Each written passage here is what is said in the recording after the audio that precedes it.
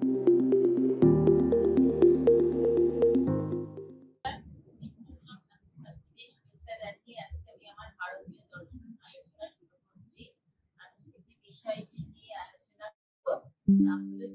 দর্শন।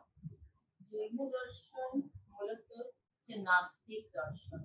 এর আগের ক্লাসে যখন আমি আলোচনা করেছিলাম যে ভারতীয় দর্শনের বিভিন্ন দর্শন সম্প্রদায় সম্পর্কে, সেখানে বলেছিলাম যে ভারতীয় দর্শন সম্প্রদায়কে দুটো ভাগে ভাগ করা যায়। একটা হচ্ছে আস্তিক দর্শন সম্প্রদায় আর একটা হচ্ছে নাস্তিক। মূলত যারা বেদের প্রামাণ্য স্বীকার করে তাদের বলা হয় আস্তিক, আর যারা বেদের প্রামাণ্য স্বীকার করে না তাদেরকে বলা হয় নাস্তিক। সুতরাং এই অর্থে দেখা যাচ্ছে যে ছটি সম্প্রদায় ছিল, যেমন সাংখ্য, যোগ, ন্যায়, বৈশেষিক, মীমাংসা, বেদান্ত। এরা হচ্ছে আস্তিক দর্শন সম্প্রদায়।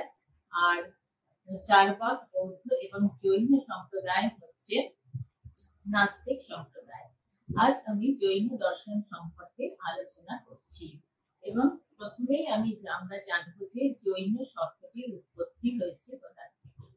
জৈন শব্দটি এসছে জিন শব্দ থেকে এবং জিন শব্দটি মূল অর্থ হচ্ছে জি ধাতু এবং যার অর্থ হচ্ছে জয় করা। অর্থাৎ এখানে জিন বলতে বোঝায় যে সেই ব্যক্তিকে যিনি তার সকল প্রকার কামনা বাসনা পরিত্যাগ করে তিনি কঠোর সাধনা করে তপস্যা করে যিনি সিদ্ধ হয়েছেন তাকেই বলা হচ্ছে জিন। অর্থাৎ জিন মানে হচ্ছে এখানে সিদ্ধ পুরুষ। সেখান থেকে এই জৈন জিন থেকে এই জৈন নামটি উৎপত্তি হয়েছে। জিনদের বলা হয় তীর্থঙ্কর এবং তীর্থঙ্কর মানে হচ্ছে সত্যের পথ প্রদর্শক। অর্থাৎ যারা মূলত আর কি কঠোর পরিশ্রম করে সাধনা করে যে মূল তত্ত্বগুলো সকল প্রকার কামনা বাসনা ত্যাগ করে তারা যখন সিদ্ধি লাভ করেন তারাই হয়ে যান তখন তীর্থঙ্কর বা জিন। এবং জৈনরা মূলত দেখা যায় যে এই তীর্থঙ্করদের উপদেশগুলিকেই তাদের দর্শনে মেনে চলেছে এবং শিখায়, সেটাই হচ্ছে তাদের জৈন দর্শন। সুতরাং জৈন দর্শন মূলত হচ্ছে ধর্ম এবং নীতির দর্শন। অর্থাৎ এখানে ধর্ম বলতে এখানে নীতির আলোচনা করা হয়েছে এবং দেখা যাচ্ছে যে নীতির আলোচনার ক্ষেত্রে এখানে মূলত জৈন দর্শনের যে বিভিন্ন প্রত্যেকটা দর্শনের যে বিভিন্ন রকমের প্রতিষ্ঠাতা থাকে এবং এখানে বলতে গেলে জৈন দর্শনের প্রতিষ্ঠাতাদের মধ্যে সেরকম কোনো নাম পাওয়া যায় না। মূলত বলা হয় যে এখানে যে 24 জন তীর্থঙ্কর হয়েছে তারাই হচ্ছে এই দর্শনের প্রতিষ্ঠাতা হিসেবে তাদের বলা যায়। এবং 24 জন তীর্থঙ্করের মধ্যে প্রথম জন যিনি তার নাম হচ্ছে ঋষভদেব, আর 23তম এবং 24তম তীর্থঙ্কর হচ্ছেন পার্শ্বনাথ আর মহাবীর। মূলত এই তীর্থঙ্করদের উপদেশগুলি কিন্তু জৈন তীর্থঙ্কররা পরবর্তীকালে এদের প্রচার করেছেন। এবং মহাবীর যার খ্রিস্টপূর্ব 6ষ্ঠ শতাব্দীতে মানে বুদ্ধদেবের সমসাময়িক সময়ে তার আবির্ভাব হয়েছিল এবং তারই এবং এই পার্শ্বনাথ মানে 23তম তীর্থঙ্কর হলেন পার্শ্বনাথ এবং 24তম তীর্থঙ্কর হচ্ছেন মহাবীর। এবং জৈনদের যারা পরবর্তীকালে যারা জৈন তীর্থঙ্কর তারা এই মহাবীর এবং পার্শ্বনাথের উপদেশগুলিকেই পরিশীলিত করে পরিমার্জিত করে তার উপদেশগুলিকেই তারা জৈন দর্শনে প্রচার করেছিলেন। এবং বলা হয় যে এই জৈন এবং মহাবীর এবং পার্শ্বনাথ এদেরকে তীর্থঙ্কররা ঐতিহাসিক যুগের পুরুষ বলে মনে করেছেন, কিন্তু বাকি যে 22 জন তীর্থঙ্কর রয়েছে তাদেরকে এরা প্রাগৈতিহাসিক যুগে পুরুষ বলে মনে করেন। জৈন দর্শন প্রধানত হচ্ছে নিরীশ্বরবাদী দর্শন। জৈনরা ঈশ্বরকে স্বীকার করেন না এবং তারা বলেন যে যদি কেউ ঈশ্বরকে তো স্বীকার করে না, কিন্তু যদি কেউ কঠোর সাধনা করে, কোনো বদ্ধ জীব কঠোর সাধনা করে, তপস্যা করে যদি সর্বজ্ঞ মুক্ত বুদ্ধ পুরুষ হতে পারে, তাহলে তিনি কিন্তু ঈশ্বরে পরিণত হতে পারে। এবং তারা বলেন যে যদি কেউ মানে কোনো ব্যক্তি তীর্থঙ্করদের এই উপদেশগুলো যদি কেউ মেনে চলে, তাহলেও কিন্তু তারা পরবর্তীকালে আধ্যাত্মিক জ্ঞান লাভ করতে পারবে এবং আধ্যাত্মিক জ্ঞান লাভের পরে তারা এই ইয়ে থেকে মুক্ত হতে পারবে। আধ্যাত্মিক জ্ঞান লাভের ফলে তারা জগৎজীবের কর্মফল থেকে মুক্ত হয়ে আনন্দময় এক জগতে বিরাজ করতে পারবেন। এবং জৈনদের যে বিভিন্ন সম্প্রদায় রয়েছে, তাদের মধ্যে দুটো প্রধান সম্প্রদায় হলো শ্বেতাম্বর সম্প্রদায় ও দিগম্বর সম্প্রদায়।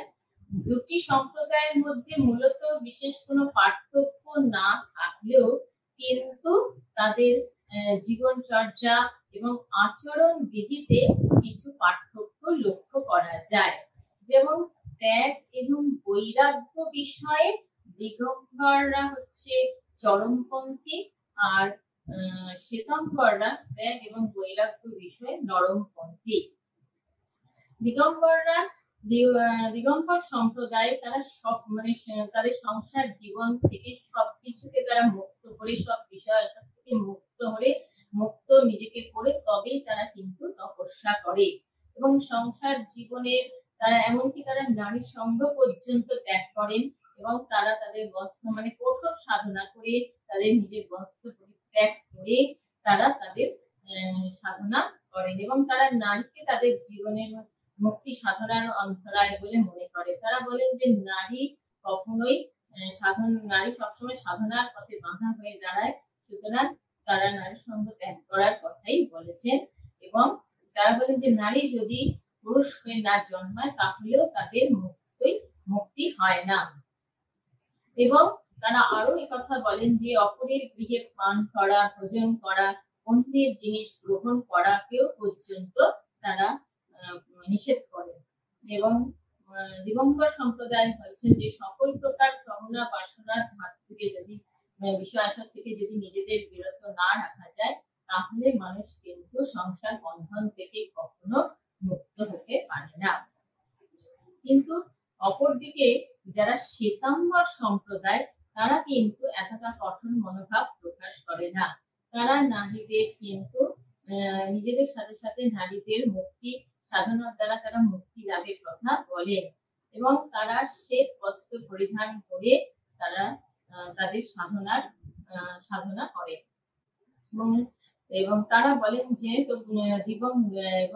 দিগম্বর আর শ্বেতাম্বর দুই সম্প্রদায় কিন্তু জীবন চর্চার ক্ষেত্রে অহিংসার পথের কথা বলেন, অহিংসাকে পরম ধর্ম হিসেবে মনে করেন আর পরধর্মের প্রতি সবসময় এই দুটি মতবাদ শ্রদ্ধাশীল মনোভাব পোষণ করেছেন। জৈন দর্শন মূলত হচ্ছে ধর্ম আর নীতির দর্শন। এখানে নীতিভিত্তিক ধর্মের আলোচনা করা হয়েছে। বলা হয় এখানে জৈন দর্শনের প্রধান তিনটি নীতি হলো সম্যক জ্ঞান এবং সম্যক চরিত্র গঠন আর সম্যক দর্শন। এবং এই তিনটি নীতির মাধ্যমে তারা বলছেন যে মানুষ তার জীবনে এই তিনটি নীতির মাধ্যমে তারা যদি পালন করে, তাহলে তারা জীবনে তারা সংসার বন্ধন থেকে মুক্ত হতে পারবে। এবং এটাও বলেন যে সাথে সাথে পরধর্মের প্রতি শ্রদ্ধাশীল থাকতে হবে এবং জীবের প্রতি প্রেম, ভালোবাসা, দয়া ইত্যাদি রাখতে হবে এবং অহিংসাকে পরম ধর্ম বলে তারা মনে করেন। সুতরাং এই সমস্ত কারণে জৈন দর্শন একটা আলাদা দৃষ্টিকোণ বা একটা আলাদা মনোভাব তৈরি করার জন্য বিশেষ সমাদৃতি লাভ করেছে। পরবর্তী আমরা এতে দেখবো যে জৈন দর্শনে জৈনদের যে জ্ঞান বিদ্যা বা জৈনরা যে জ্ঞান বিদ্যা মানে জৈনরা তাদের জ্ঞানকে দুটি ভাগে ভাগ করেছেন। একটা হচ্ছে প্রত্যক্ষ মানে হচ্ছে অপরোক্ষ জ্ঞান, আর একটা হচ্ছে পরোক্ষ জ্ঞান। এবং প্রত্যক্ষ জ্ঞানকে তারা তিনটে ভাগে ভাগ করেছে, অবধি, মনোপর্যায় এবং কেবল জ্ঞান। আর পরোক্ষ জ্ঞানকে দুটি ভাগে ভাগ করেছেন, মতি এবং শ্রুতি। এবং প্রথম যে জ্ঞানটা সেটা হচ্ছে অপরোক্ষ জ্ঞান, অর্থাৎ অপরোক্ষ বা প্রত্যক্ষ জ্ঞান। অপরোক্ষ জ্ঞান বা অপরোক্ষ জ্ঞানকে তারা অপরোক্ষ জ্ঞান বললেও মূলত সেটা হচ্ছে প্রত্যক্ষ জ্ঞানই বলা যায়।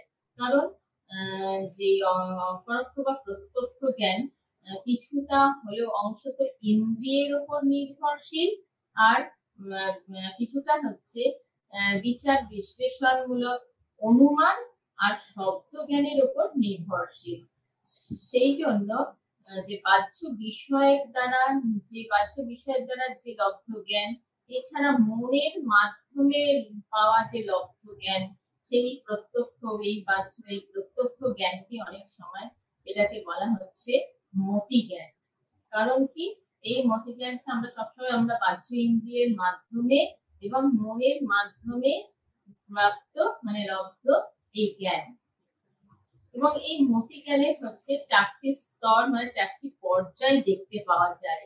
সেগুলি হচ্ছে অবগ্রহ, ইহা, অভয় এবং ধারণা।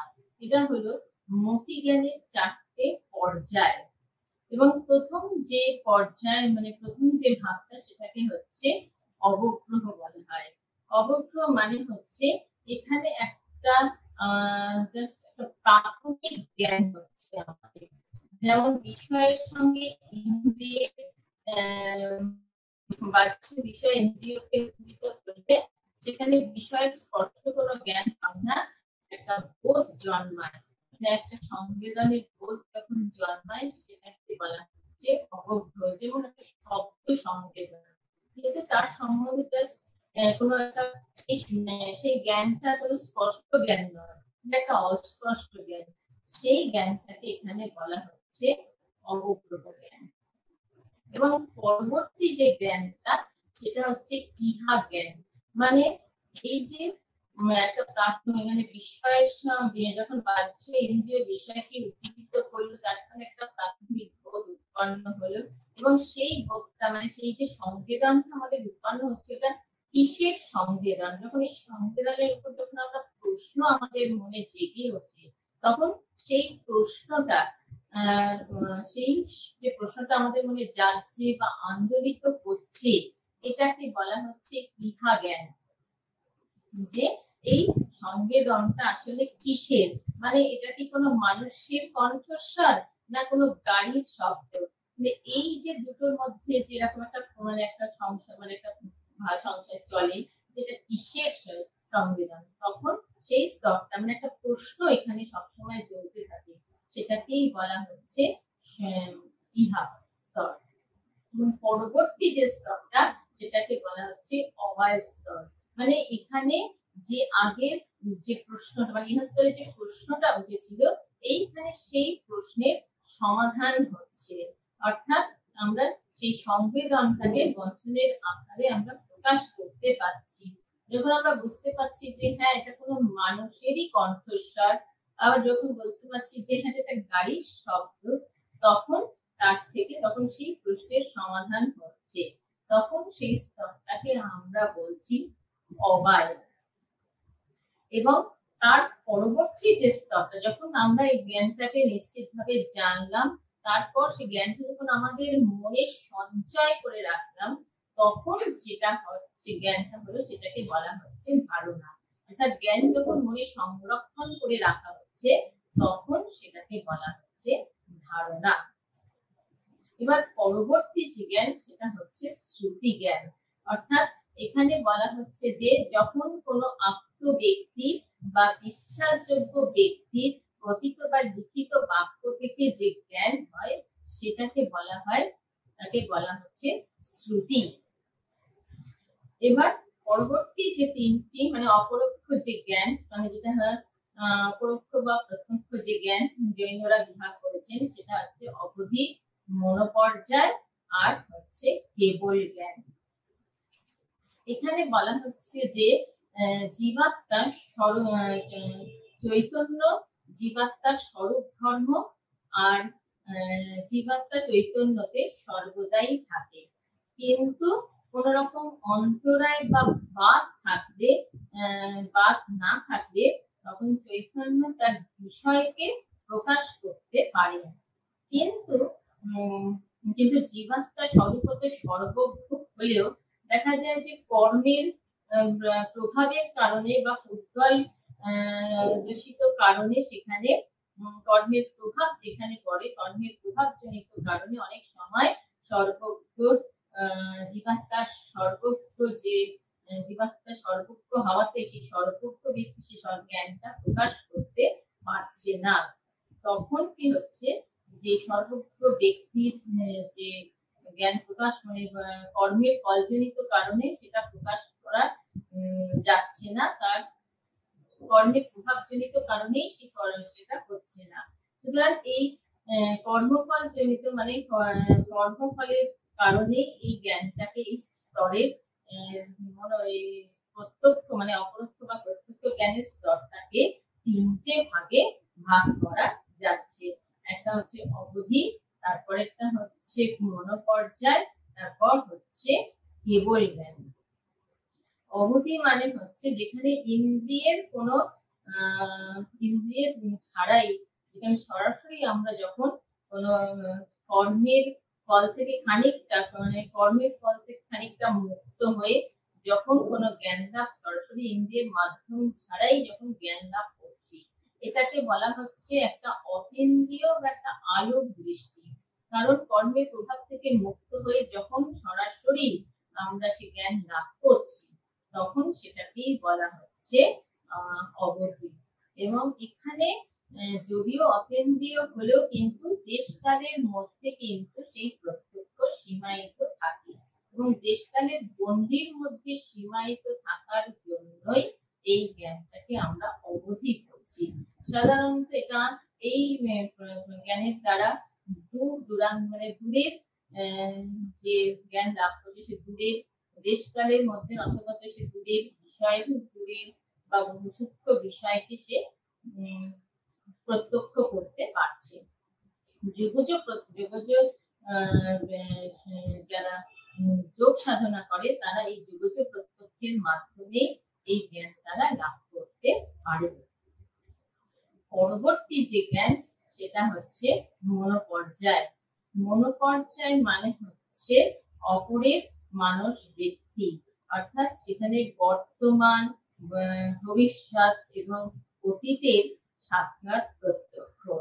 যখন আমরা আমাদের জ্ঞানের বন্ধন থেকে মুক্ত হয়ে মানে হচ্ছে রাগ, দ্বেষ, ক্রোধ প্রভৃতি থেকে মুক্ত হয়ে যখন যখন নিজের মনকে অপরের মনের সঙ্গে যখন যুক্ত করতে পারি এবং সেই মনকে যখন আমরা প্রত্যক্ষ করতে পারছি, তখন সেই প্রত্যক্ষ করতে পারছি তখন তাকে বলা হচ্ছে মনোপর্যায়।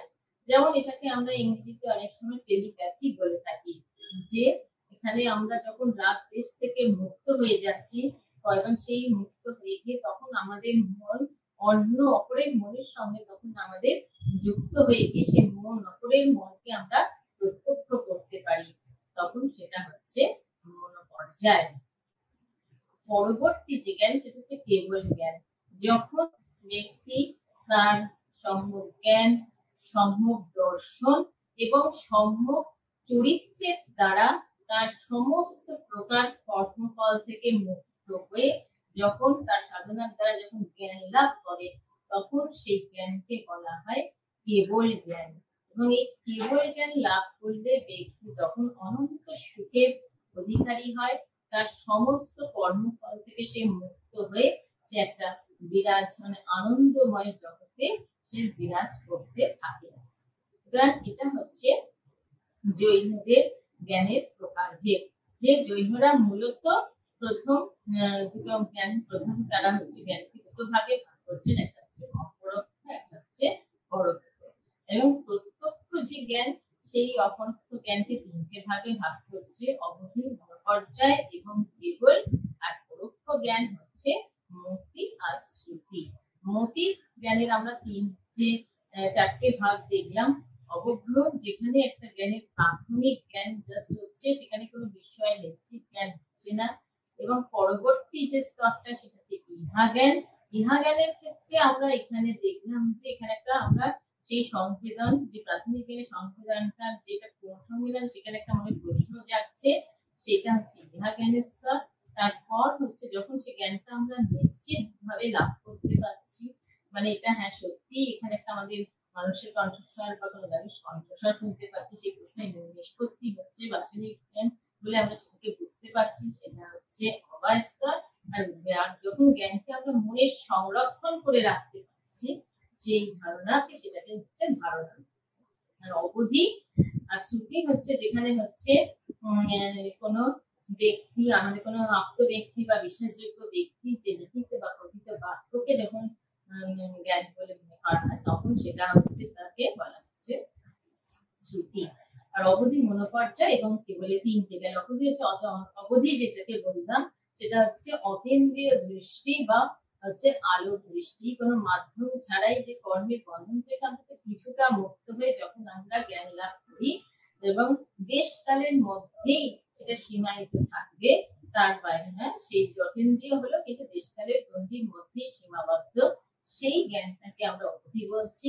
আর মনোপর্যায় যেটা হচ্ছে আমাদের অন্যের মনকে জানার যে জ্ঞান, মানে অপরের মানুষ ব্যক্তিগুলিকে আমরা জানতে পারছি, তা আমাদের রাগ, ক্রোধ ইত্যাদিকে দূর করে নিজের মনের সঙ্গে অপরের মন যখন যুক্ত হয়ে যায়, তখন সেটা হচ্ছে মনোপর্যায়। আর যখন মানুষ যখন ব্যক্তি যখন নিজের ব্যক্তি যখন তার সম্যক জ্ঞান, সম্যক চরিত্র এবং সম্যক দর্শন দ্বারা যখন সবকিছু কর্ম প্রভাব থেকে মুক্ত হয়ে যখন কেবল মানে জ্ঞান লাভ করতে পারে, মানে তখন তাকে বলা হচ্ছে কেবল জ্ঞান। এবারে আমরা পরবর্তী যে দর্শন সেখানে আসছি, যে জৈনদের জ্ঞানতাত্ত্বিক মতবাদ হচ্ছে শ্বেতবাদ। কিন্তু শ্বেতবাদ আলোচনার আগে আমরা জানবো অনেকান্তবাদ বলতে জৈনরা কি বুঝিয়েছে। অনেকান্তবাদ আলোচনার প্রসঙ্গে প্রথমেই যেটা বলবো, যে এখানে জৈন মতে হচ্ছে বস্তু অনন্ত ধর্ম বিশিষ্ট, অর্থাৎ বস্তু যেমন বস্তুর মধ্যে একদিকে যেমন পরিবর্তনশীলতার দিক আছে, আবার আরেক দিকে তার স্থিতিশীলতার দিকটাও রয়েছে। এবং সৎ বস্তুর মধ্যে তিনটে ধর্ম রয়েছে। সৎ বস্তুর তিনটে ধর্ম হচ্ছে উৎপাদ, ব্যয় এবং দ্রব্য। অর্থাৎ উৎপাদ, ব্যয়, দ্রব্য যুক্তং সৎ, এটা হচ্ছে সৎ বস্তুর লক্ষণ। অর্থাৎ উৎপত্তি, বিনাশ এবং স্থিতি, এই তিনটি হচ্ছে সৎ বস্তুর লক্ষণ। মানে উৎপাদ মানে হচ্ছে উৎপত্তি, তারপরে হচ্ছে ব্যয় মানে হচ্ছে বিনাশ, আর দ্রব্য মানে হচ্ছে স্থিতি। অর্থাৎ প্রথম দুটিকে বলা হচ্ছে পরিবর্তনশীলতার দিক, আর শেষটি হচ্ছে স্থিতিশীলতা মানে স্থায়িত্বের দিক। এবং একই সুতরাং বস্তুর মধ্যে দুটি ধর্ম দেখতে পাওয়া যায়, এটা হচ্ছে গুণ এবং পর্যায়। এবং গুণের দিক থেকে বস্তু হচ্ছে এক, নিত্য এবং সৎ। আবার পর্যায়ের দিক থেকে বস্তু হচ্ছে অনিত্য, অনেক এবং অসৎ। সুতরাং একই বস্তুর মধ্যে আমরা সৎ, অসৎ, নিত্য, অনিত্য, এক এবং বহু সবকিছুই দেখতে পাই। অর্থাৎ বস্তুর একদিকে যেমন বস্তুর মধ্যে স্থিতিশীলতার ধর্ম যেমন রয়েছে, তেমনি বস্তুর মধ্যে পরিবর্তনশীলতার ধর্মও রয়েছে। অর্থাৎ যেমন আত্মার মধ্যে চেতনা হচ্ছে তার স্থায়ী ধর্ম, তেমনি কামনা, বাসনা, তার সুখ, দুঃখ ইত্যাদি এগুলি হচ্ছে তার পরিবর্তনশীলতার ধর্ম। তবে এখানে বৌদ্ধ আর বেদান্ত দর্শনের সঙ্গে এই মতের কিছুটা পার্থক্য রয়েছে। যেমন বেদান্ত মানে অদ্বৈত বেদান্তীরা বলেন যে সৎ বস্তু মাত্রই হচ্ছে নিত্য এবং অপরিণামী। মানে পরিবর্তন, মানে যা পরমার্থিক সৎ তার কখনো সেটা নিত্য এবং তার কোনো পরিবর্তন হয় না।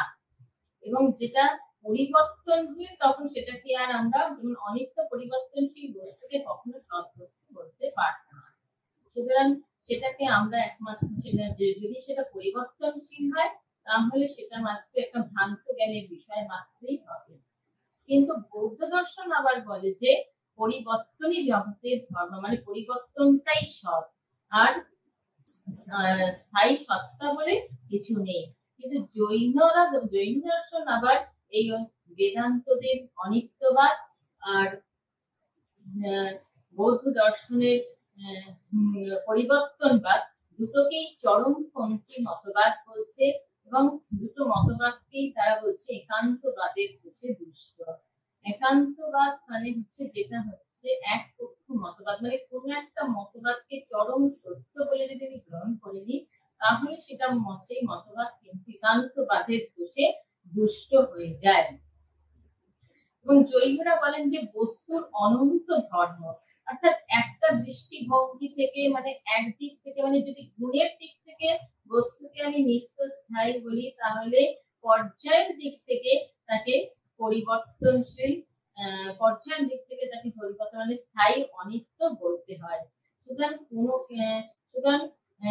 সেক্ষেত্রে দেখা যায় যে একটা দৃষ্টিভঙ্গি থেকে বস্তু স্থায়ী হলো, আর একটা দৃষ্টিভঙ্গি থেকে বস্তু অস্থায়ী।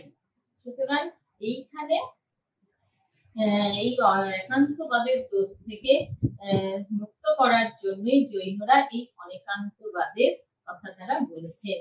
এবং জৈন মতে হচ্ছে জৈনরা হচ্ছে বহু স্বাতন্ত্র্যবাদী এবং তারা বহুত্ববাদী এবং তারা অনেকান্তবাদী।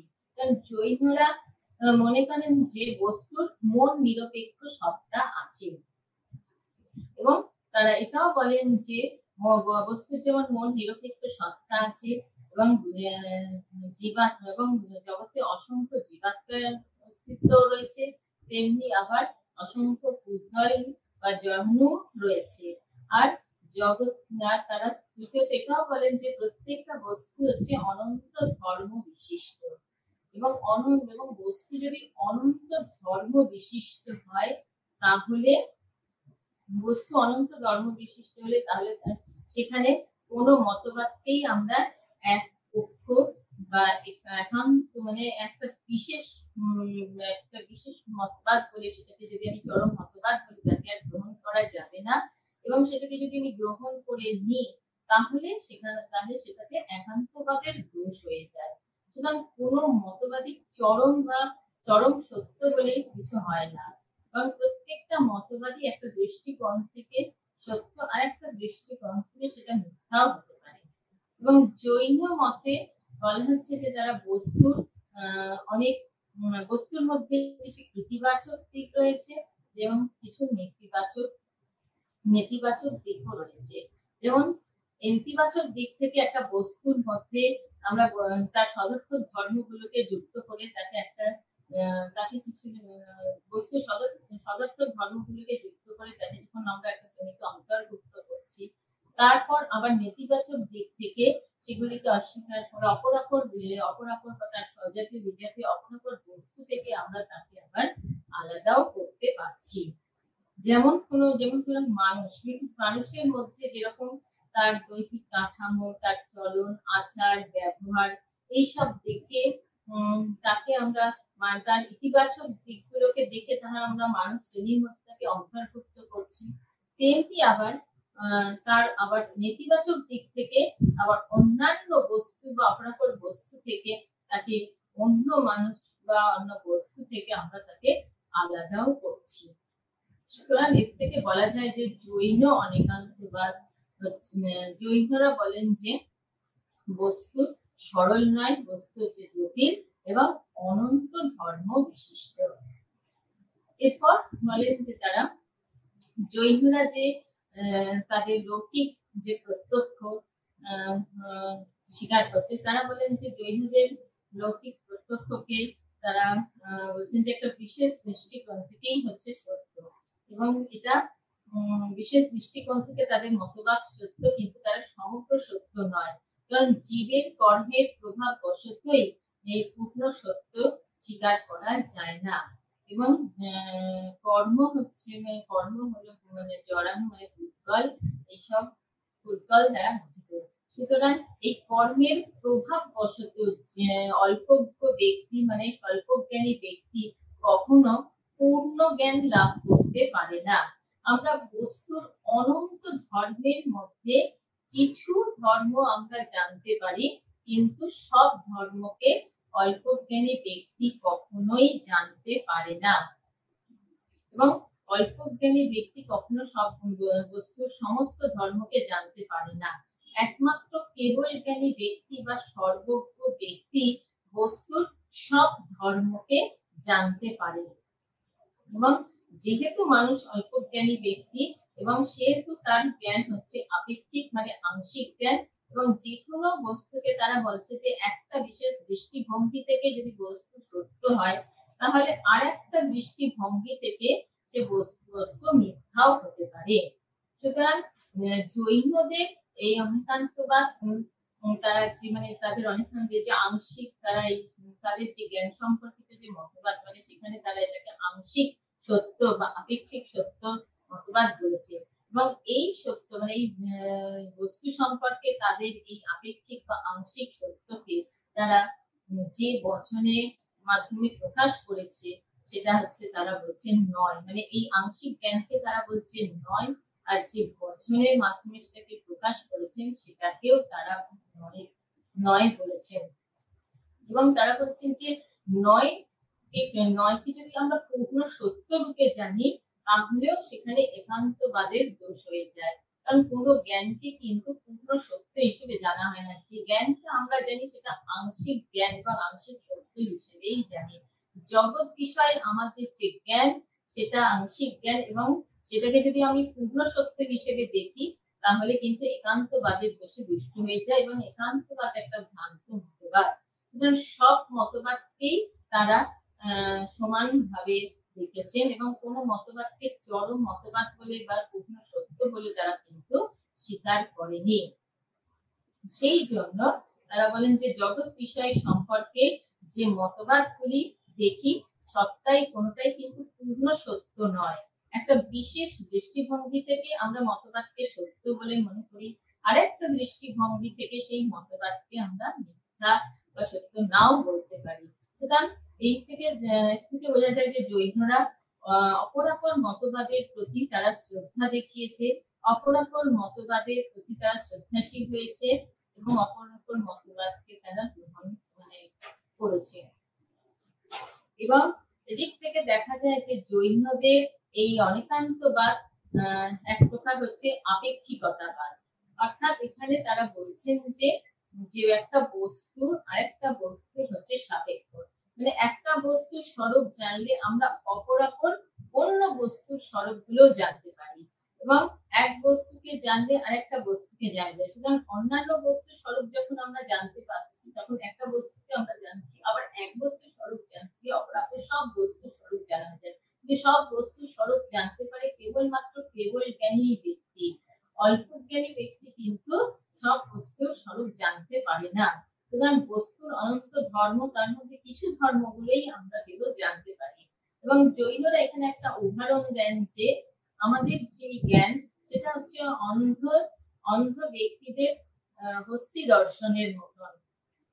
যেমন কোন এক অন্ধ ব্যক্তি যদি হস্তির পা স্পর্শ করে হস্তিকে বলে যে সেটা হচ্ছে স্তম্ভের মতো, আবার কেউ কোন অন্ধ ব্যক্তি আবার তার লেজ স্পর্শ করে বলতে পারে যে হস্তি হচ্ছে দড়ির মতো, রজ্জুর মতো। কেউ তার কান স্পর্শ করে বলতে পারে যে হস্তি হচ্ছে কুলোর মতো। আবার কেউ কোন একটা অন্ধ ব্যক্তি যদি হস্তির দেহকে স্পর্শ করে বলে যে এটা হচ্ছে একটা স্তম্ভের মতো বা পর্বতের মতো। সুতরাং এখানে কোনো জ্ঞানই কিন্তু মিথ্যা নয়। প্রত্যেকটা অন্ধ ব্যক্তি যেরকম ভাবে তারা দেখেছে, স্পর্শ করেছে, সেই ভাবেই তারা তাদের মত দিয়েছে এবং সেই ভাবেই তারা সিদ্ধান্তে উপনীত হয়েছে। কিন্তু এখানে কোনো জ্ঞান পূর্ণ সত্য, কোন জ্ঞানই হচ্ছে পূর্ণ সত্য নয়, আবার সম্পূর্ণ মিথ্যাও নয়। এবং কিন্তু সেই ব্যক্তি অন্ধ ব্যক্তিরা এই জ্ঞানগুলোকে, তাদের এই সিদ্ধান্তগুলোকে সামগ্রিক সত্য বলে মনে করে এবং তারা পরস্পরের মধ্যে নিজেদের মধ্যে পরস্পরের মধ্যে তারা বিবাদে লিপ্ত হয়। এবং যখন কোনো দৃষ্টি সম্পন্ন মানুষ তাদেরকে যখন এই অস্থির জ্ঞান সম্পর্কে যখন বোঝাতে থাকে, তখন তাদের ওই পূর্বে দেখা যে জ্ঞানগুলোকে তারা অনুভব করতে থাকে এবং তখন তারা বুঝতে পারে যে হ্যাঁ, অস্থির প্রকৃত স্বরূপ আসলে কি। তো সেইভাবেই দেখা যায় যে এখানে বিভিন্ন রকমের যে মতবাদ গুলো তৈরি হয় এবং প্রত্যেকে তার মতবাদকে যদি চরম সত্য বলে মনে করে এবং পরস্পরের মধ্যে বিবাদে লিপ্ত হয় এবং তার ফলে বিবাদে লিপ্ত হচ্ছে এবং সেখানে নিজেদের মধ্যে বিবাদে লিপ্ত হয়ে জ্ঞানকে তারা চরম, যে ওই অসম্পূর্ণ জ্ঞানকে তারা চরম সত্য জ্ঞান বলে মনে করে। কিন্তু যখন তাদের এই মনের অজ্ঞানতা মানে মিথ্যা জ্ঞান যখন তাদের দূর হয়ে যায়, তখন তারা প্রকৃত সত্যকে অনুভব করতে পারে এবং তখন সেই ব্যক্তি পূর্ণ জ্ঞান লাভ করতে পারে। সুতরাং জৈন দর্শনে যে মানে যে কোনো জ্ঞান, তারা জৈন দর্শন সবসময় মনে করেন যে আমাদের যে কোনো জ্ঞানই, এই অল্প জ্ঞানী ব্যক্তির যে জ্ঞান সেটা সবসময় একটা বিশেষ দৃষ্টিভঙ্গি থেকে সত্য হয়, কিন্তু পূর্ণ সত্য জ্ঞান কেবল জ্ঞানীরাই লাভ করতে পারে। এবং এই জৈনদের অনেকান্তবাদ পরবর্তীকালে সেটা হচ্ছে শ্বেতবাদে পরিণত হয়। এবং জৈনদের এই অনেকান্তবাদ পরবর্তীকালে বিভিন্ন দার্শনিকরা, যেমন হচ্ছে বৌদ্ধ, অদ্বৈত, বেদান্তীরা নানান ভাবে সমালোচনা করেছেন এবং তারা বলছেন যে সমালোচনা করে তারা প্রথমে বলেন যে বিশেষ করে বেদান্তীরা, অদ্বৈত বেদান্ত জৈনদের এই অনেকান্তবাদ সমালোচনা করে বলেন যে এটা একটা ভ্রান্ত মতবাদ। কারণ কি না, এখানে যে একই সাথে একই বস্তুর মধ্যে যে স্থিতিশীল, গতিশীল এবং স্থায়ী অস্থায়ী যে সত্তা ইত্যাদি স্বীকার করা হয়, সেগুলো আমাদের ন্যায় শাস্ত্রের বিরোধী। কারণ ন্যায় শাস্ত্রে সবসময় একই বস্তুকে দুটো বিরুদ্ধ ধর্মের সমাবেশকে দেখা যায় না। মানে একই সময় একই বস্তুর মধ্যে স্থিতি, গতি, স্থায়ী, অস্থায়ী এই সমস্ত বিরুদ্ধ ধর্মের সমাবেশ কখনোই স্বীকার করা নেয় না। জৈন যদি মতবাদ মানা হয়, তাহলে সেক্ষেত্রে দেখা যায় যে তারা একই বস্তুর মধ্যে বিরুদ্ধ ধর্মের সমাবেশ ঘটেছে। সেজন্য তারা এই জৈনদের মতবাদটাকে অস্বীকার করে, এটাকে একটা ভ্রান্ত মতবাদ করে। কিন্তু প্রকৃত অর্থে যদি দেখা যায়, তাহলে আমরা দেখবো যে জৈনদের এই মতবাদকে কিন্তু সঠিক ভ্রান্ত বলা যায় না। কারণ জৈনরা ন্যায়শাস্ত্রের, যেখানে বেদান্তীরা বলছেন ন্যায়শাস্ত্রের নিয়মটাকে লঙ্ঘন করছে, এখানে কিন্তু জৈনরা শুধু দেখাতে চাইছে যে অল্প ব্যক্তি মানে স্বল্পজ্ঞানী ব্যক্তি, সে কেবলমাত্র একটা বিশেষ দৃষ্টিভঙ্গিতে একটা বস্তুকে স্থায়ী যদি দেখে, স্থায়ী নিত্য বলে দেখছে, আবার অপর একটা দৃষ্টিভঙ্গি থেকে সেটাকে অস্থায়ী বা পরিবর্তনশীল বলে দেখছে। কিন্তু তারা একই বস্তুতে একই বিরুদ্ধ ধর্মের সমাবেশ করছে, সেটা কিন্তু তারা বলে না। আসলে জৈনদের অনেকান্তবাদ প্রকৃতপক্ষে একটা আপেক্ষিকতাবাদ। সেখানে তারা বলছেন যে আমি একটা দৃষ্টিভঙ্গি থেকে, মানে একটা গুণের দিক থেকে একটা বস্তুকে আমি স্থায়ী বা নিত্য বলতে পারি, আবার আরেকটা দিক থেকে, মানে একটা পর্যায়ের যদি দিক থেকে তাকে অস্থায়ী অনিত্য আমি বলছি। কিন্তু একই সময় একই বস্তুকে কখনো তারা এইরকম স্থায়ী নিত্য বা স্থায়ী অস্থায়ী বা নিত্য অনিত্য এরকম তারা বলছে না। সুতরাং এটা যে ভুলটা এখানে হচ্ছে, যে এখানে যে ভ্রান্তিটা সৃষ্টি হচ্ছে সেটা শুধু একটাই কারণে, কারণ সেখানে হচ্ছে দৃষ্টিভঙ্গির কারণে। কারণ আমরা যদি পারমার্থিক দৃষ্টিতে দেখি, সেটা কোন রকম জৈন ব্যবহারিক দৃষ্টি থেকে, মানে আমাদের একটা দৃষ্টিভঙ্গি থেকে আমরা একরকম দেখছি, আরেকটা দৃষ্টিভঙ্গি থেকে আমরা আরেক রকম বস্তুকে প্রত্যক্ষ করছি। সুতরাং এই মতবাদটা এখানে, মানে এটা একটা আংশিক আপেক্ষিক মতবাদ, এটা কোনো চরম সত্য কোনো মতবাদ নয়। বা জৈনদের যে শ্বেতবাদ পরবর্তীকালে বা জৈনদের যে অনেকান্তবাদ সেটা পরবর্তীকালে চরম যে মতবাদ সেটা হচ্ছে তাদের শ্বেতবাদে পরিণত হয়েছে। শ্বেতবাদ অর্থাৎ জৈনরা বলেন যে আমাদের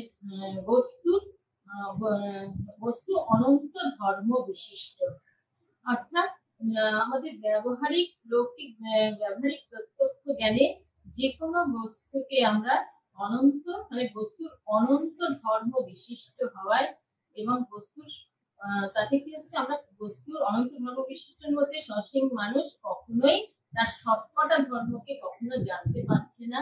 আমরা সসীম মানুষ কিছুটা তার ধর্মকে মানে বস্তুর কয়েকটা ধর্মকে কেবলমাত্র জানতে পারছে।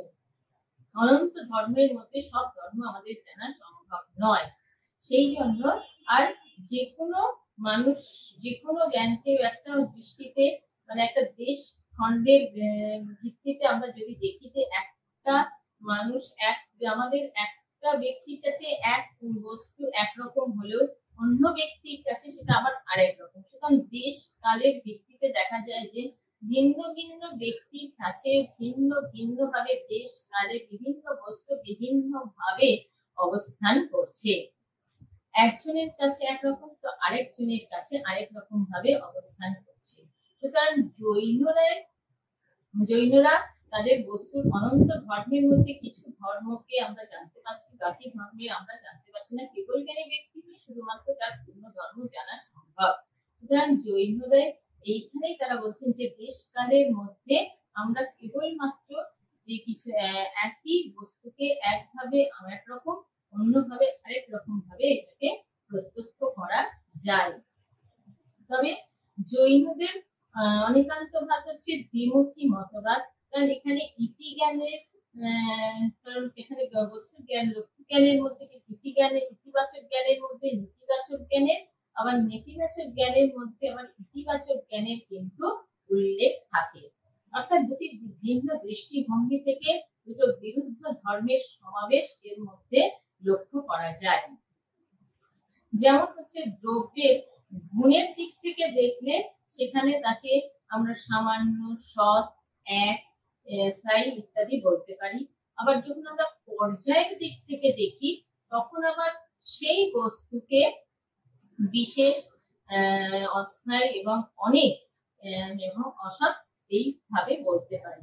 সুতরাং এখানে শুধুমাত্র এটা হচ্ছে যে সসীম ব্যক্তি তারা পূর্ণ জ্ঞান লাভ করতে পারে না। সসীম ব্যক্তির জ্ঞান হচ্ছে আংশিক জ্ঞান এবং একটা দৃষ্টিভঙ্গি থেকেই সেটা সত্য, আবার আরেকটা দৃষ্টিভঙ্গি থেকে সেটা মিথ্যাও হতে পারে। এবং এই জ্ঞানটা হচ্ছে অন্ধের অস্থি দর্শনের মতন, অন্ধের অস্থি দর্শনের জ্ঞানের মতন। যেমন এক একটা অন্ধ ব্যক্তি হস্তির এক একটা স্থান স্পর্শ করে সে বলতে পারে যে হস্তি কুলোর মতন, কেউ বলতে পারেন যে তার স্পর্শ করে সেটা হচ্ছে তার দড়ির মতন, কেউ তার পা স্পর্শ করে যেটা বলতে পারে স্তম্ভের মতন, কান স্পর্শ করে বলতে পারে হস্তি কুলোর মতন। কিন্তু কোনোটাই মিথ্যে নয়, সবকটাই হচ্ছে আংশিক সত্য।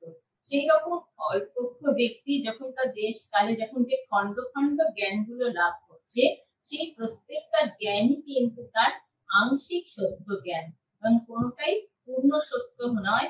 এবং আংশিক সত্য জ্ঞান এবং সেটা একটা দৃষ্টিভঙ্গি থেকে সত্য হতে পারে, আর একটা দৃষ্টিভঙ্গি থেকে সেই জ্ঞানটা মিথ্যাও হতে পারে। কিন্তু যখন কোন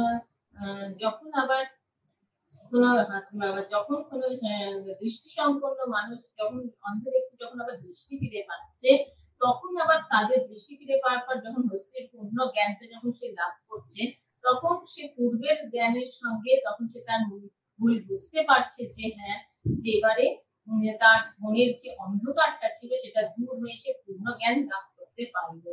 সেইভাবে সসীম ব্যক্তিও তাদের জ্ঞানগুলো আগের পূর্বে তখন সসীম ব্যক্তিও যখন পূর্ণ জ্ঞান লাভ করে মানে আগের খন্ড খন্ড জ্ঞানগুলো সম্পর্কে তার মনে যখন সব তার কর্মফলের বন্ধন থেকে যখন মুক্ত হয়ে যখন সে পূর্ণ জ্ঞান লাভ করে, তখন তার মনের যত কিছু দুরাশা দূর হয়ে যায় এবং তখন সে সঠিক জ্ঞান লাভ করতে পারে।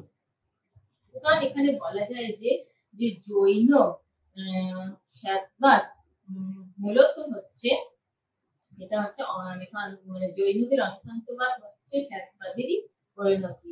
এবং জৈন শ্বেতবাদে এখানে যে শ্বেত শব্দটা ব্যবহার করা হয়েছে সেখানে বলা হচ্ছে যে এই শ্বেত মানে হচ্ছে হতে পারে, মানে কোনোটাই কিন্তু পূর্ণ সত্য নয়। এবং জৈনদের মানে জৈন দর্শনের মূল প্রতিপাদ্য বিষয় হচ্ছে আপেক্ষিক সত্য বা আংশিক জ্ঞান, যার জন্য প্রত্যেকটা জ্ঞানকে যখন তারা নয় বলছে এবং সেখানে তার আগে ঈশ্বর শব্দটা যুক্ত করছে, একান্তবাদের দোষ থেকে মুক্ত হচ্ছে।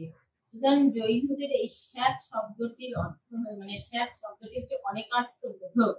এটার অর্থ হচ্ছে কোনো রকমের বা কোনোভাবে, এবং প্রত্যেকটা মানসিক মানে জ্ঞানে আংশিক বর্জনে এই শ্বেত যুক্ত করে তারা একান্তবাদের দোষ থেকে তারা তাদের মতবাদকে মুক্ত করছে। এবং অনেকে বলেন যে জৈনদের এই শ্বেতবাদ সম্বন্ধে অনেক আপত্তি করে বলেছেন যে জৈনদের এই শ্বেতবাদ সম্ভবত এটা হচ্ছে একটা সংশয়বাদ। শ্বেতটা হচ্ছে শ্বেত শব্দটিকে তারা সম্ভবত অর্থে ব্যবহার করছে, কারণ জৈনদের তারা বলছেন যে জৈন মানে এই শ্বেতবাদ জৈনদের লৌকিক জ্ঞান হচ্ছে সব জ্ঞানই হচ্ছে সম্ভাব্য এবং সব জ্ঞান হচ্ছে সংশয়াত্মক। সুতরাং জৈনদের এই শ্বেতবাদকে তারা অনেকে সংশয়বাদ করেছেন, কিন্তু প্রকৃত অর্থে দেখা যায় যে জৈনদের শ্বেতবাদ কিন্তু সংশয়বাদ নয়। কারণ জৈনরা যখন বলছেন জৈনরা এটা বলছেন যে তারা পূর্ণজ্ঞানী ব্যক্তি পূর্ণ জ্ঞান লাভ করতে পারে, কিন্তু অল্পজ্ঞ ব্যক্তি যখন যে জ্ঞানটা লাভ করছে, যে আংশিক জ্ঞান লাভ করছে, সেটা কিন্তু যে আংশিক সত্য যে জ্ঞান লাভ করছে সেটা কিন্তু সত্য। সেই সত্যটাকে কখনো তারা সংশয় প্রকাশ করছে না, সেটাকে কখনো অগ্রাহ্য করছে না।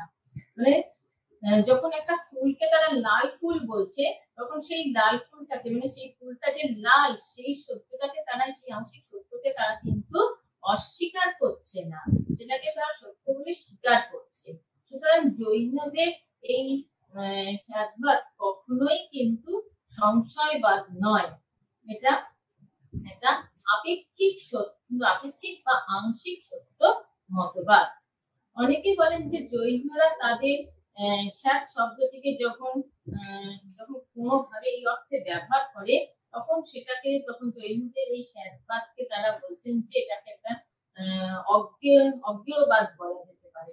কিন্তু অজ্ঞেয়বাদে অর্থাৎ এখানে বলা হচ্ছে যে অজ্ঞেয়বাদে বলা হচ্ছে যেমন সত্তা অস্তিত্বশীল হলেও কিন্তু সত্তার জ্ঞান মানুষের আধ্যাত্মিক, এটা কখনোই মানুষের কাছে সেই সত্তার জ্ঞান হচ্ছে অজ্ঞ, মানে জ্ঞান সাপেক্ষ, সত্তা হচ্ছে নিরপেক্ষ। সুতরাং যার নিরপেক্ষ তাকে জ্ঞানের বিষয় করতে চাইলে তার স্বরূপের হানি হয়। সুতরাং সেদিক থেকে দেখতে গেলে সত্তার জ্ঞান মানুষের কাছে চির অজ্ঞেয়।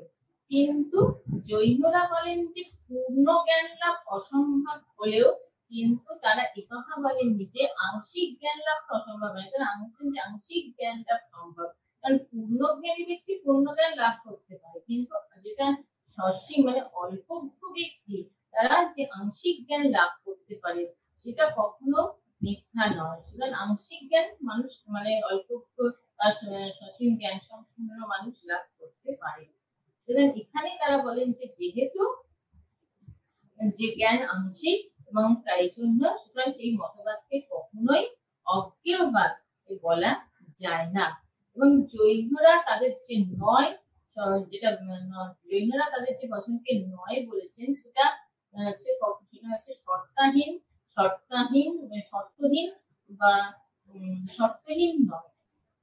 সেখানে তারা যে নয় শব্দ বলছেন সেটাকে তারা বলছেন যে সেটা শর্তাধীন, এবং শ্বেত শব্দটি হচ্ছে সেই শর্তের বাচক। এবং তারা বলছেন যে প্রত্যেকটা নয়ের সাথে মানে শ্বেত শব্দ যুক্ত করে প্রত্যেকটা নয়কে এক একটা প্রমাণে পরিণত করা যায়। যেমন যদি আমি বলি যে অস্থি পর্বতের মতো, মানে অস্থি স্তম্ভবৎ, যদি এ কথা বলা হয় তাহলে সেখানে ভ্রান্তবাদের দোষ হয়ে যায়। কিন্তু যদি আমি বলি স্যাত অস্থি স্তম্ভগত, মানে হতে পারে অস্থি স্তম্ভের মতো, তাহলে সেটা মানে আংশিক সত্য একটা মতবাদ, মানে আপেক্ষিক সত্য মতবাদ, সেটা তাহলে আপেক্ষিক সত্য মতবাদ হলো। এবং এক্ষেত্রে যেমন বলা যায় যে, যদি বলা যায় যে ঘট, যদি আমি বলি যে ঘট অস্থি, মানে ঘট আছে, তাহলে সেখানে সেটা বললে সেখানে হচ্ছে দোষ হয়ে, এখানে তোমাদের দোষ হয়ে যায়। কিন্তু যদি বলি স্যাত ঘট অস্থি, অর্থাৎ হতে পারে ঘট আছে, এই কথা বললে তাহলে কিন্তু এই জৈনদের মানে একটা আপেক্ষিক মতবাদ হতে পারে। এবং জৈনরা তাদের এই যে মতবাদ, জৈন যে তারা এই যে নয়কে তারা 7টা বচনের মাধ্যমে প্রকাশ করেছেন, যেটাকে তারা বলছেন সপ্তভঙ্গী নয়। 7টা বচনের আকারে জৈনরা তাদের এই নয়কে প্রকাশ করেছেন, যেটাকে বলা হয় সপ্তভঙ্গী নয়। যেমন প্রথমটা হচ্ছে স্যাত অস্থি, দ্বিতীয়টা হচ্ছে স্যাত নাস্তি, তারপরে হচ্ছে স্যাত অস্থি চ নাস্তি চ, তৃতীয় হচ্ছে স্যাত অব্যক্তম, তারপরে হচ্ছে স্যাত অস্থি চ অব্যক্তম, তারপরে হচ্ছে স্যাত নাস্তি চ অব্যক্তম, তারপরে স্যাত অস্থি চ নাস্তি চ অব্যক্তম। এই 7টা বচনের আকারে তাদের স্যাতবাদ মানে সপ্তভঙ্গী নয়কে প্রকাশ করেছে। এখানে সদর্থক আর নর্থক, মানে যেটা হচ্ছে যেটাকে আমরা স্বীকার করে নিই সেটা হচ্ছে সদর্থক, আর যেগুলোকে আমরা অস্বীকার করি সেটা হচ্ছে নর্থক। নাস্তি মানে অস্থি আর নাস্তি, হ্যাঁ আর না। আর যেটার কোনো বর্ণনা করা যায় না, অবর্ণনীয়, মানে অবর্ণনীয় বা অব্যক্ত, মানে যেটাকে ব্যক্ত করা যায় না সেটাকে হচ্ছে তারা অব্যক্তম বলছে। যেমন প্রথম হচ্ছে স্যাত অস্থি, আমি যদি বলি স্যাত ঘট অস্থি, তার মানে হচ্ছে হতে পারে ঘট আছে। আবার দ্বিতীয়ত হচ্ছে যদি আমি বলি যে স্যাত ঘট নাস্তি, তার মানে হচ্ছে হতে পারে ঘট অনস্তিত্বশীল, মানে ঘট নেই। তৃতীয়ত হচ্ছে স্যাত ঘট অস্থি চ নাস্তি চ, অর্থাৎ হতে পারে ঘট অস্তিত্বশীল, হতে পারে ঘট অনস্তিত্বশীল। চতুর্থত হচ্ছে স্যাত ঘট অস্থি চ নাস্তি চ এবং অব্যক্তম চ, অর্থাৎ হতে পারে ঘট অস্তিত্বশীল, হতে পারে ঘট নাস্তিত্বশীল বা অবর্ণনীয়। তারপরে হচ্ছে স্যাত ঘট অস্থি চ অব্যক্তম, অর্থাৎ ঘট হতে পারে অস্তিত্বশীল অবর্ণনীয়, স্যাত ঘট নাস্তি চ অব্যক্তম, অর্থাৎ হতে পারে ঘট নেই অথচ অবর্ণনীয়। আবার স্যাত ঘট অস্থি চ নাস্তি চ অব্যক্তম চ, হতে পারে ঘট অস্তিত্বশীল, নাস্তিত্বশীল এবং অবর্ণনীয়। এই 7টা আকারে বচনের আকারে জৈনদের এই সপ্তভঙ্গী নয় প্রকাশ করা হয়েছে। পরবর্তীকালে জৈনদের এই স্যাতবাদ বেদান্ত বা বৌদ্ধ দর্শন ব্যাপকভাবে সমালোচনা করেছেন এবং বিশেষ করে বেদান্তীরা জৈন দর্শনের সমালোচনা করেছেন। এবং তারা প্রথমে বেদান্তীদের বক্তব্য হচ্ছে যে জৈনদের এই স্যাতবাদ এটা একটা ভ্রান্ত মতবাদ এবং আত্মবিরোধিতা দোষে দুষ্ট মতবাদ। কারণ তারা বলছেন যে জৈনদের এই স্যাতবাদ, কারণ এটা হচ্ছে ন্যায়শাস্ত্রের নিয়মকে লঙ্ঘন করছে।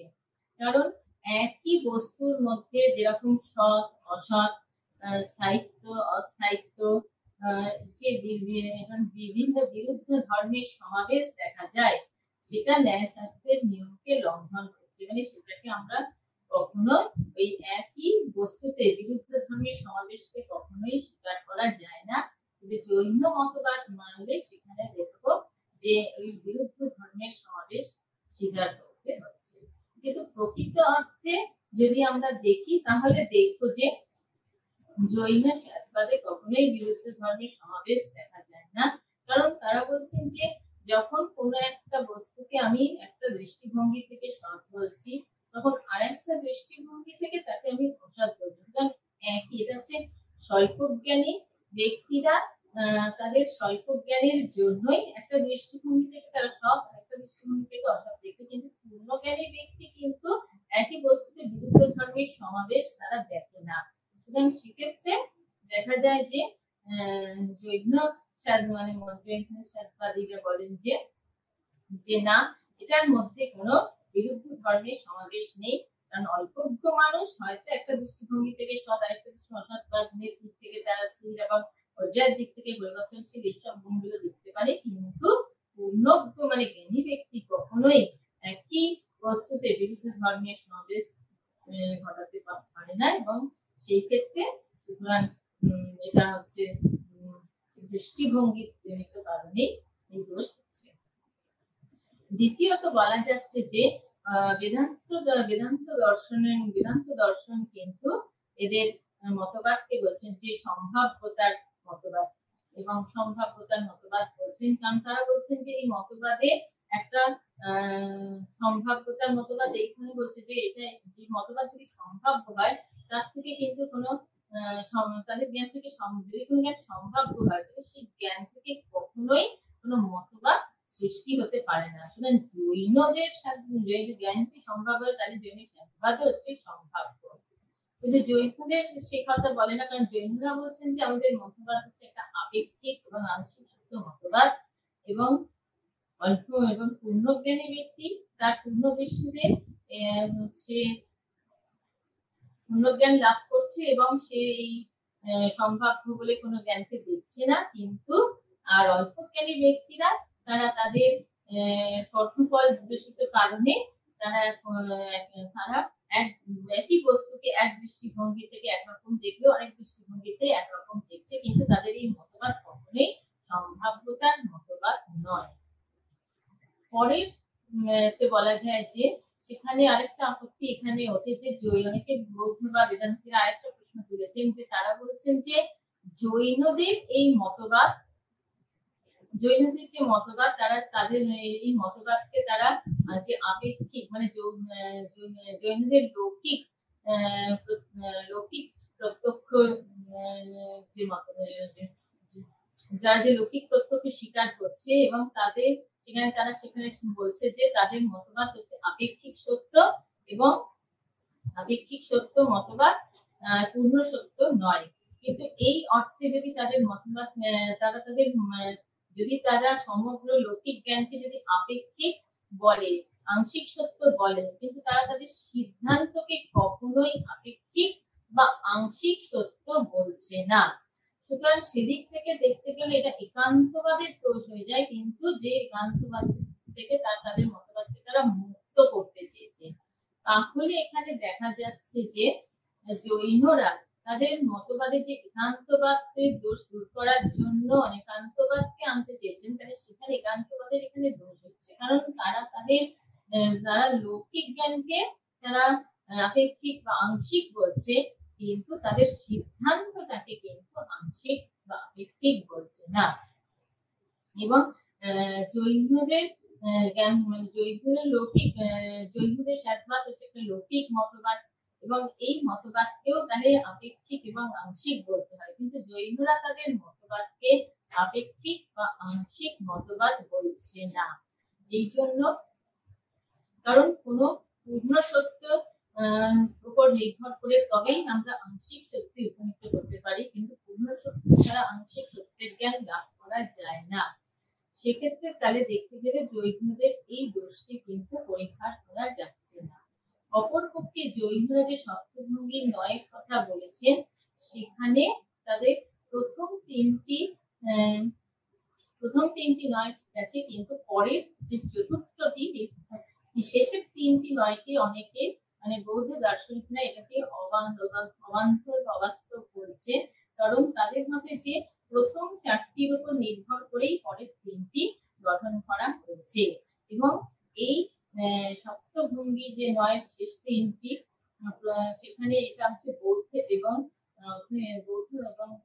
বেদান্ত দর্শনের চতুষ্কোটি মতবাদের উপর নির্ভরশীল বলে অনেকে মনে করছেন, যে সত্যটি অসত্যটি উভয় কোটি এবং অনুভয় কোটি এই মতবাদের উপর নির্ভরশীল সপ্তভঙ্গি নয়, এই মতবাদের উপর নির্ভরশীল বলে বৌদ্ধ দার্শনিক ধর্মভিত্তিক এই মতবাদকে অবান্তর বলেছেন। এবং তিনি এটাও বলেছেন যে এই মতবাদের উপর নির্ভর করে মানে এই সপ্তভঙ্গি মানে 4টি মূল তত্ত্বের উপর বাকি তত্ত্বের উপর নির্ভর করে অনেকগুলো তত্ত্ব আমরা বলতে পারি। সেক্ষেত্রে এই মতবাদটি অবাস্তব, জৈনদের মত অবাস্তব। সুতরাং বলা যায় যে জৈনদের মতবাদ এদিক থেকে কিছু বৃহস্পতি থাকলেও কিন্তু বিশেষ সমাদৃতি লাভ করেছে, পরধর্মকে তারা শ্রদ্ধা জানিয়েছে বলে।